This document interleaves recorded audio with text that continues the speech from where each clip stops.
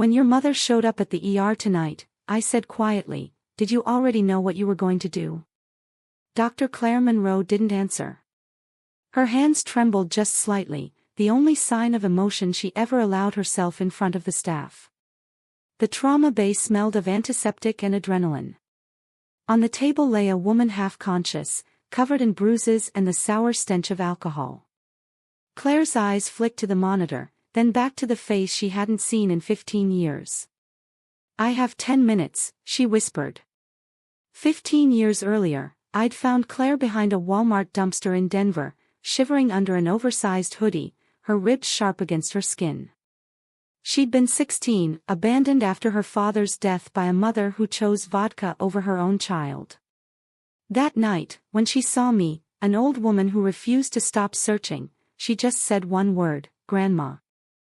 From that moment, I promised myself she'd never be alone again. Back then, the social worker had warned me I was technically harboring a runaway. Without proof of abuse, I couldn't claim guardianship. But I'd seen enough, the bruises she tried to hide, the way she flinched when someone raised their voice. I started documenting everything. Photos. Notes. Every cruel voicemail her mother left. And slowly, the law began to see what I already knew, that child had survived a war at home. When Claire told me she wanted to be a doctor, I nearly cried. Mom always said I was too stupid, she'd confessed. I told her she was the smartest, strongest person I'd ever met, and I meant it. Then came the night her mother returned. I still remember the pounding on my front door, the slurred shouting, the smell of liquor even through the wood. "Where's my daughter, Ruth?" she screamed. "You can't keep her from me." I told her the truth, that she'd abandoned her child, that Claire had finally found peace. But her lies came fast and practiced. I left her with family, she claimed. There was no family. Just a string of boyfriends and half-empty bottles. Claire stood at the top of the stairs that night, trembling. "Mom, you said you never wanted to see me again." "I was grieving, baby," her mother said, her tears crocodile shallow. "We can be a family again." Claire's answer broke both our hearts. "I already have a family." Her mother left that night, swearing she'd come back for her. She never did. Now, 15 years later, she was back, but this time, her life hung in Claire's hands. The nurse's voice broke through the silence. "Doctor, she's crashing." Claire took a deep breath. Her face went blank, professional. "Get me 20 of AP and prep for intubation." I watched her steady hands move with precision, the same hands that used to tremble when she wrote in her school notebooks. Whatever decision she'd made, it wasn't coming from anger. It was coming from something deeper, something forged from years of pain and mercy. 10 minutes later, the monitor beeped steadily again. Claire stepped back, sweat on her forehead. "She'll live," she said softly. "But she won't remember much when she wakes up." Her voice cracked just once before she walked out of the room, leaving behind the woman who had once left her to starve. "That's my granddaughter, Dr. Claire Monroe. The girl no one believed in, the girl I found broken and starving. The woman who saved the mother who never saved her." Claire came down the stairs and collapsed into my arms, sobbing so hard her whole body shook. "She'll be back," she whispered against my shoulder. "I know, sweetheart," I said softly. "But next time, we'll be ready." The lawyer's office smelled of polished wood and burnt coffee. I sat clutching my purse as Harrison Gray adjusted his glasses and looked over the papers. "Mrs. Monroe, your emergency guardianship has been approved, for now. But if Ms. Linda Monroe contests it with legal counsel or proof of sobriety, the court could return custody to her." My stomach dropped. I'd already spent $3,000, money I didn't have, and it still wasn't enough. "What kind of proof do we need?" I asked. "Anything that documents neglect, abandonment, or instability. Photos, witnesses, statements, hospital records. The stronger the evidence, the safer Claire will be. Claire sat beside me, scribbling notes like this was her most important exam. "Mr. Gray," she asked, "if my mom gets a job and an apartment, does that mean I have to go back?" He hesitated. "Not automatically. But it strengthens her case. You're 16, Claire. The court will consider your wishes, but it'll decide based on what it believes is best for you." That night, Claire and I sat at the kitchen table surrounded by papers. "We'll make a list," I said. "Anyone who saw how your mother treated you. Anyone who saw you when I found you." She wrote carefully, her handwriting small and neat. "Mrs. Patterson saw me behind the grocery store. And Mr. Alvarez, the manager, he told me I couldn't sleep there anymore." "What about friends from your old neighborhood?" I asked. She shook her head. "Mom didn't let me have friends over after Dad died. She said people would judge us." It hit me then, Linda had isolated her on purpose. Neglect is easier to hide when no one's watching. 3 weeks later, Linda showed up at Claire's school. Sober, clean, and carrying a folder of court papers. The office called me in a panic. "Mrs. Monroe, she's here demanding to take Claire home. Says she's her legal guardian." My heart froze. "Don't let her leave with her." "I'm coming." By the time I reached Jefferson High, Linda was sitting across from the principal, looking like she belonged in a commercial for second chances, styled hair, navy suit, steady smile. "Ruth," she said sweetly, "I was just explaining that there's been a misunderstanding. Claire belongs with me." The papers in her folder were real, motions to dismiss my guardianship, requests to restore parental rights. Somehow, she'd found money for a lawyer and a new image. Claire was in the nurse's office, crying quietly when I arrived. "She looks so different," she said. "What if the judge believes she's changed?" I took her hand. "People can change their clothes overnight, honey. Changing who they are takes a lot longer." The hearing was set for Friday. For days to prepare for the fight of our lives. Mr. Gray worked late every night gathering statements, neighbors, doctors, school records, photos. Meanwhile, Linda enrolled in an outpatient program, got a waitress job, and rented a one-bedroom apartment. On paper, she was the picture of redemption. The night before court, Claire sat at the table staring out the window. "What if I have to go back to her?" she asked. "What if she really did change?" I sat beside her. "Even if she's sober, it doesn't erase what she did. Love means showing up, not running away." She nodded slowly. "If I ever make it through med school, I want to help kids like me. The ones nobody fights for." At 16, after everything she'd survived, she was already thinking about others. That's when I knew she'd be okay, no matter what happened. Courtroom 5 felt colder than it should have. Judge Patricia Walsh had the look of someone who'd seen too many sad stories to be moved by tears. Linda sat at the plaintiff's table beside her attorney, a sharp-eyed woman named Rachel Carter. Rachel began smoothly. "Your Honor, my client acknowledges her mistakes following her husband's death. She has since completed treatment, secured employment, and established stable housing. She is ready to resume her parental responsibilities." Judge Walsh turned to Linda. "Tell me about the period after Mr. Monroe's passing." Linda's eyes filled on cue. "I was broken. I made bad choices, but I never stopped loving Claire. I left her with family while I got help, but she ran away before I could bring her home. The performance was flawless. Lies polished by years of practice. When it was our turn, Mr. Gray called Mrs. Patterson first. She was starving, she said firmly.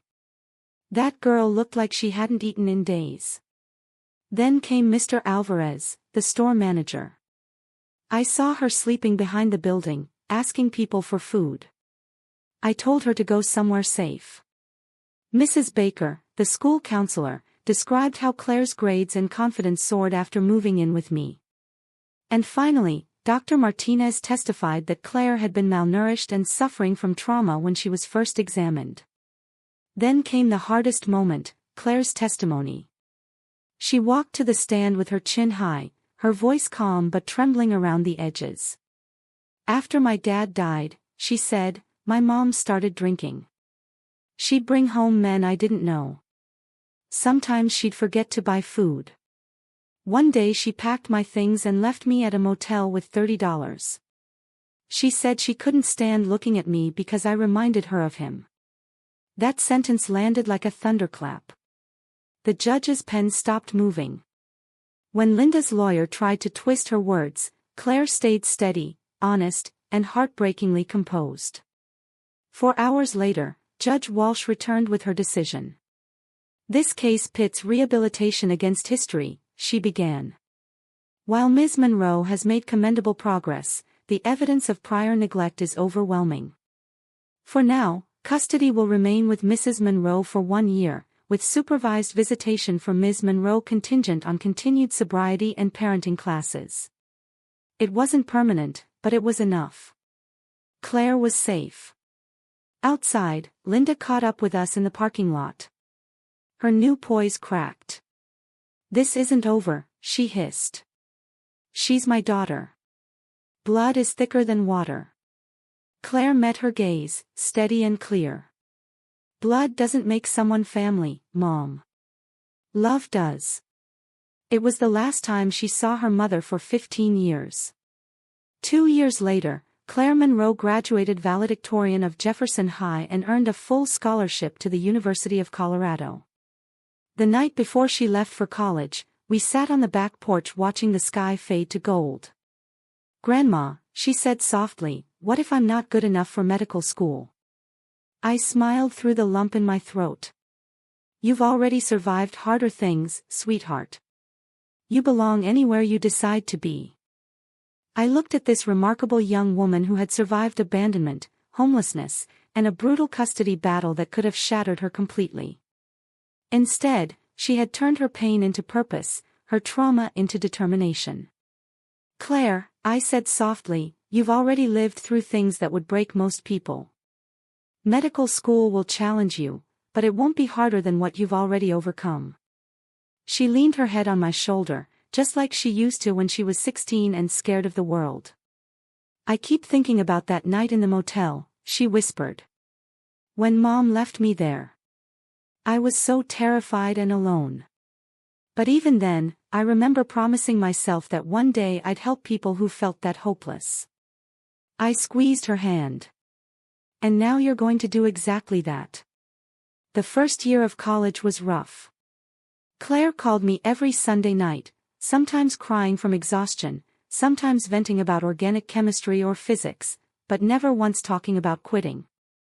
By sophomore year, she was thriving, Dean's List, research projects, leadership in the pre-med club. Then, during winter break of junior year, she sat across from me at the kitchen table, eyes bright. Grandma, I've decided. I want to go into trauma surgery. That's an intense field, sweetheart, I said carefully. It's hard on the heart. I know, she said. But that's exactly why I want to do it.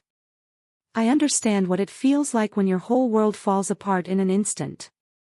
The day her medical school acceptance letters arrived, she called me, trembling with excitement. I got into 10 schools, Grandma. 10. Including Denver General's trauma surgery program, my dream school. She held the letter like it was a fragile miracle. Sometimes I still feel like that scared 16-year-old girl behind the grocery store. Good, I said. Don't ever forget her, Claire. She's the reason you'll be an extraordinary doctor. Medical school was relentless, 18-hour days, sleepless nights, exams that pushed even the brightest students to the edge. But Claire had something her classmates didn't. She already knew what it meant to survive the impossible. During her surgical rotation, her attending physician, Dr. Michael Chen, called me personally.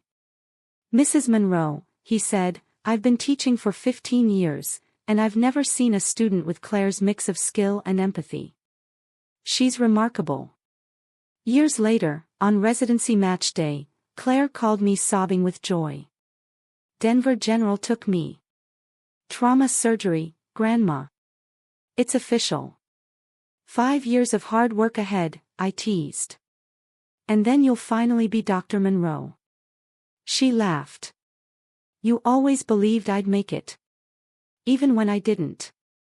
During her 3rd year of residency, Claire met Dr. James Porter, a trauma surgeon 3 years ahead of her. He was kind, brilliant, and absolutely devoted to her. Their wedding was small but beautiful, white roses, a simple ceremony, and the pearl necklace that once belonged to my mother. I never thought I'd have this, Claire whispered during their first dance. A life I love, a man who loves me, and a family I chose. By her 5th year, she was chief resident, leading teams, mentoring students, and earning respect across the Denver medical community. Patients asked for her by name. The night she completed her residency, we celebrated quietly at a small restaurant. To Dr. Claire Monroe, I said, raising my glass.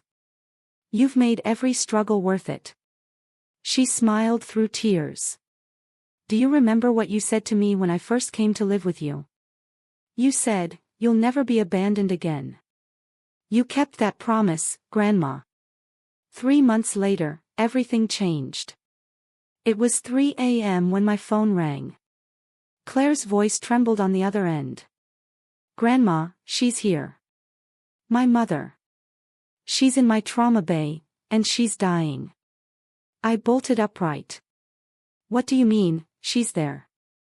The ambulance brought her in 20 minutes ago. Liver failure, advanced alcoholism. She's unconscious.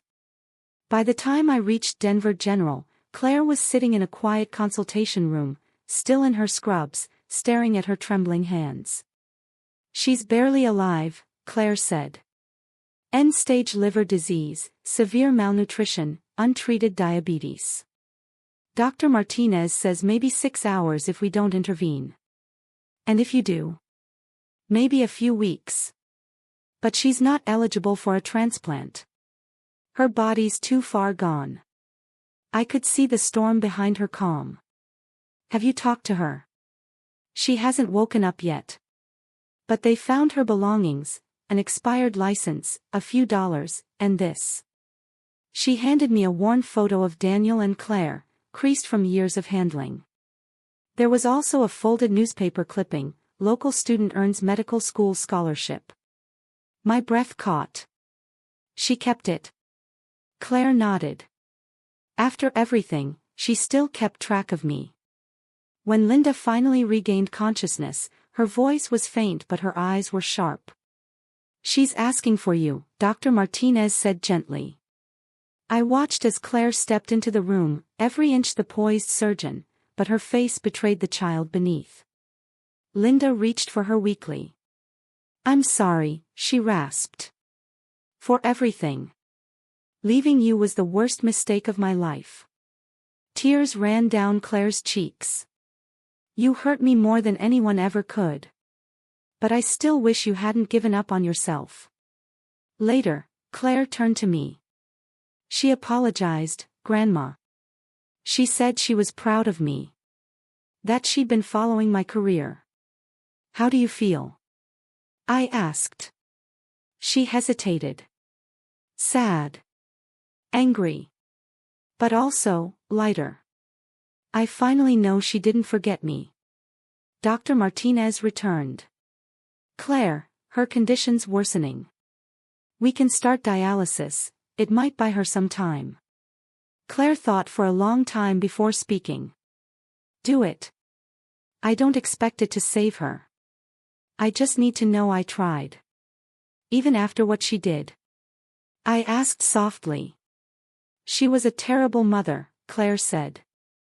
But she's still a person who deserves dignity at the end.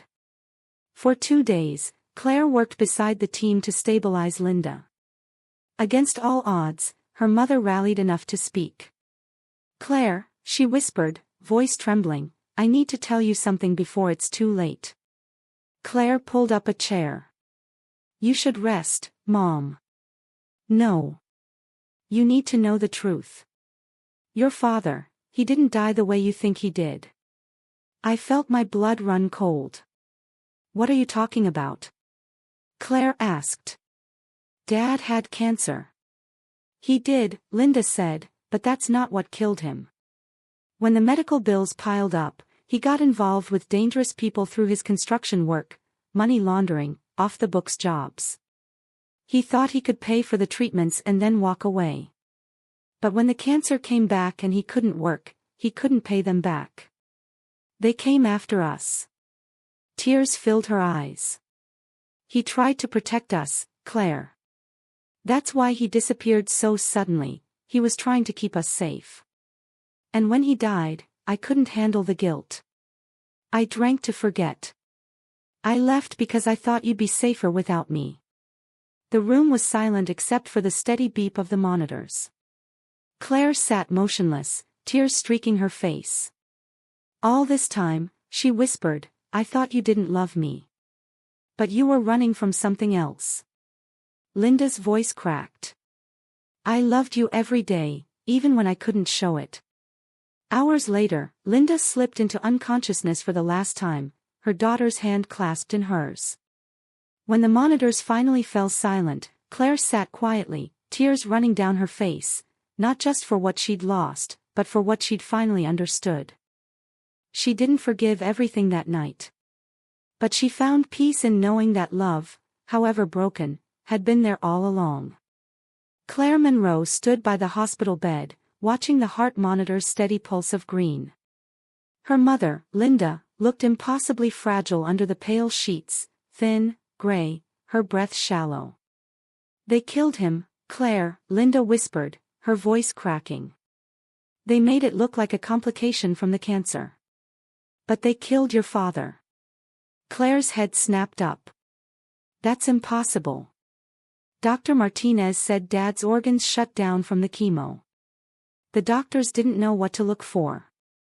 Linda reached for her daughter's hand, fingers trembling. It was subtle, something that mimicked liver failure. The night before he died, Daniel told me everything. He said they threatened to hurt you next if he didn't pay what he owed. Claire pulled her hand away. So you left me. If Dad was murdered because of a debt, your solution was to abandon your daughter. Linda's eyes filled. They told me if I disappeared, the debt would be considered paid. If I stayed, if I tried to fight for you, they'd come after you. I thought I was protecting you. The room fell silent except for the slow rhythm of the monitors. Claire turned toward the window, her reflection blurred by tears. Even if that's true, you could have told someone. Grandma Ruth, the police, anyone. A grieving widow saying her husband was murdered by loan sharks. Linda's voice was barely a whisper. They erased every trace. I had no proof. So you chose to let me think you didn't love me. I chose to let you hate me if it meant you'd stay alive. Claire's voice cracked. For 15 years, I thought I wasn't worth loving. That something about me drove you away. There was never anything wrong with you, Linda said, tears running freely now. You were the best thing Daniel and I ever did. Losing you was my punishment. Claire swallowed hard. Where have you been all this time? Everywhere and nowhere, Linda said weakly. I kept moving, drinking too much, trying not to remember. But I watched from afar, your college graduation, your residency announcement. I was so proud, Claire. I just never thought I'd see you again.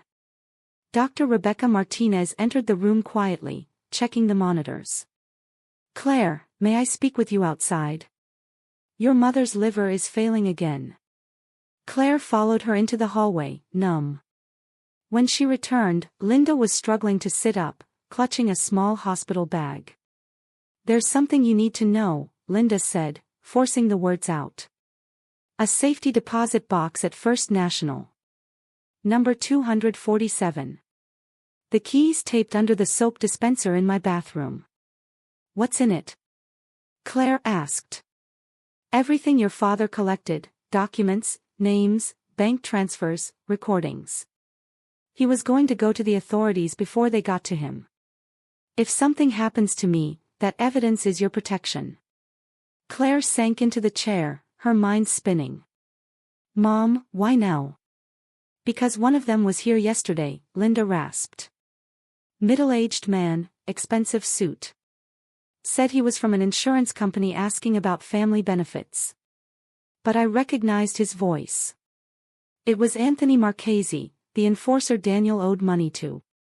Claire's blood ran cold. You think they found you? Linda gave a sad, bitter smile. They never lost me.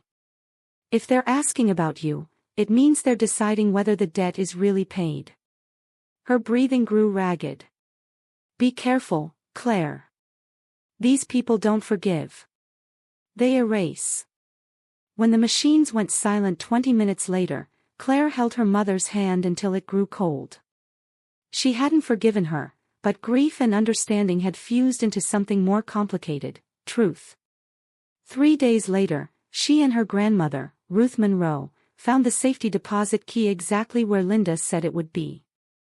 Inside the box were stacks of ledgers, fake loan agreements, and recordings of Daniel Monroe's weak, chemo-strained voice speaking to men who discussed clearing accounts and solving problems. Claire's stomach twisted. Dad was laundering money. Ruth crossed herself. Oh, Daniel. The next morning, 2 FBI agents were waiting in Claire's office. Dr. Monroe. Agent Sarah Collins showed her badge. This is Agent Mark Rodriguez. We need to ask about your mother's death, and a man named Anthony Marchese. Claire's pulse quickened. What about him? He's a suspect in multiple racketeering cases. We believe he was at your hospital last week. Claire met their eyes. Then my mother was telling the truth. When she handed over the documents and recordings, the agents reviewed them for hours. Finally, Collins closed the file. Dr. Monroe, this information is critical, but it puts you in danger. These people don't let debts or witnesses walk away. What are you saying? We can place you in protective custody, Rodriguez said. It could take months. Claire shook her head. I have a husband. A career. I can't just vanish. Then you need surveillance and extreme caution. That night, Claire sat at her kitchen table with her husband, Dr. James Porter. If I run, they win, she said. If I stay, they could kill us. James squeezed her hand. Whatever happens, we face it together. The next day, Claire called Agent Collins. I'll cooperate. No hiding. I'll wear a wire if I have to. Dr. Monroe, this isn't a movie, Collins warned. These people kill without hesitation. I've survived worse, Claire said. Let's finish what my parents couldn't.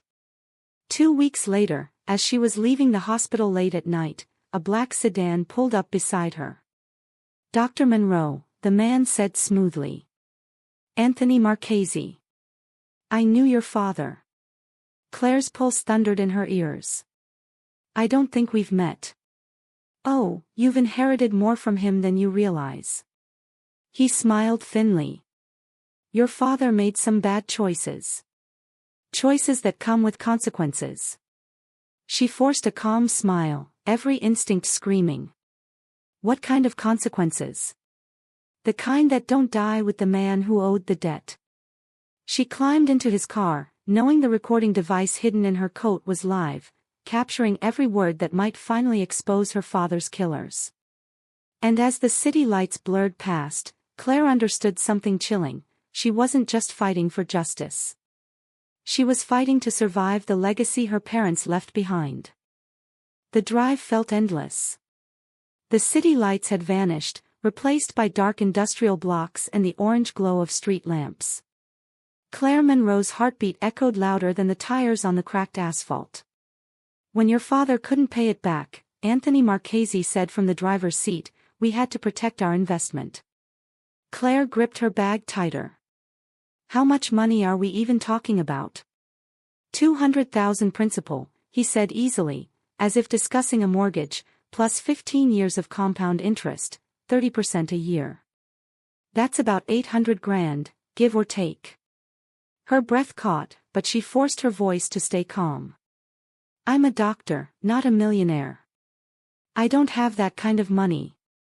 You've got something better, Marchese said, turning toward the abandoned warehouse district. Information. I don't follow. He pulled into a long-forgotten loading dock, the car's headlights cutting through the dust. Your father kept records, tapes, transaction logs, names of men who paid and got paid. He hid them before he died, and we know your mother helped. Claire's pulse spiked. And what makes you think I know where they are? Because your mother crawled out of hiding after 12 years, he said quietly. And 3 days later, you emptied her safety deposit box. Her throat tightened. They'd been watching. Even the FBI's surveillance hadn't been enough. The box was empty, she said. Old photos, my father's ring, nothing else. Marchese shifted, the calm slipping from his voice. Dr. Monroe, I'm going to make this simple. You give us every document your father collected, and the debt dies with him. Otherwise, she said, forcing him to say it. Otherwise, your life gets complicated. A car crash on your way home. A break-in gone wrong. Maybe you accidentally overdose on the wrong medication. People believe what they're told. Claire stared straight ahead. You're threatening a doctor on federal property, she said quietly. That's bold. He smirked. Bold keeps me alive. She looked back at him, calm and unshaken. You should know something about me, Mr. Marchese. I've already survived things that would have broken most people. You can't scare me into silence. His eyes narrowed. Then you're making a very bad mistake. No, she said evenly. You did.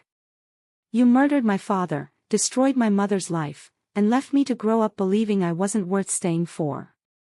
Now you want me to help you bury the truth. Marchese leaned closer. You have no idea what kind of people you're dealing with. Oh, I think I do. Claire reached into her coat pocket and held up her phone. A small red light blinked steadily. You just confessed to conspiracy and murder on an FBI wire. Before he could react, the warehouse doors exploded open. Federal agents swarmed in, lights flashing, weapons raised. Anthony Marchese. Agent Sarah Collins shouted. FBI. Step out of the vehicle with your hands where we can see them. Marchese froze as the agents pulled him from the car. Claire sat perfectly still, her hands shaking only now that it was over. Anthony Marchese, Collins continued, reading from the warrant, you're under arrest for racketeering, money laundering, conspiracy to commit murder, and threatening a federal witness. Marchese turned his head toward her, hatred burning in his eyes. This isn't over, Dr. Monroe. Yes, it is, Claire said, her voice steady. It ended 15 years ago. You just didn't know it. 6 months later, Claire sat in a Denver courtroom as Judge Patricia Walsh read the sentence. Anthony Marchese, life in federal prison. The courtroom was silent except for the sound of the gavel striking wood. Afterward, Agent Collins found her in the hallway. Your father's records were a goldmine, she said. His documentation helped us close cases that had been cold for years. He'd be proud of you, Claire. That night, Claire and her grandmother, Ruth Monroe, sat on the porch watching the sunset. Grandma, Claire asked softly, do you think Mom really left to protect me, or was that just her way of easing her guilt? Ruth looked out toward the fading light. Sometimes people do the right thing for the wrong reasons. Linda made terrible choices, but in the end, she gave you the truth that set everything right. Claire nodded slowly. I used to think being a doctor was about saving lives. Now I see it's about protecting people who can't protect themselves. In the months that followed, Claire founded a medical program for homeless teenagers, using her own trauma as a way to heal others. Her work drew national attention, but she never forgot where the fire came from. Can you forgive her? Ruth asked one evening. Claire hesitated. I can understand her. That's not the same as forgiveness. She let me think I was unlovable for most of my life. But, if she hadn't come back, Marchese might have killed me. So maybe forgiveness isn't the point. Maybe survival is. A year later, Dr. Claire Monroe was named Chief of Trauma Surgery at Denver General, the youngest in the hospital's history. Her acceptance speech was short and heartfelt. Every life we save is a chance to do better than the people who failed us, she said. And every second chance is a gift worth fighting for. Afterward, Ruth stood in the hospital's memorial garden, looking at a bronze plaque Claire had commissioned. Daniel Monroe, Father. Protector. Hero. His courage saved more lives than he ever knew. Sometimes justice doesn't come from revenge, it comes from rebuilding what was destroyed, and proving that the darkness didn't win. Claire Monroe carried that truth with her every day, saving lives one heartbeat at a time.